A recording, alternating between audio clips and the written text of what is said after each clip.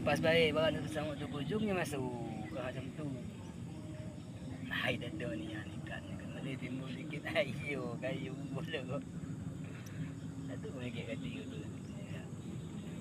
Ikan yo celepekkan gedang hai kelihatan ai dia bawa dia macam dia dalam pula kan.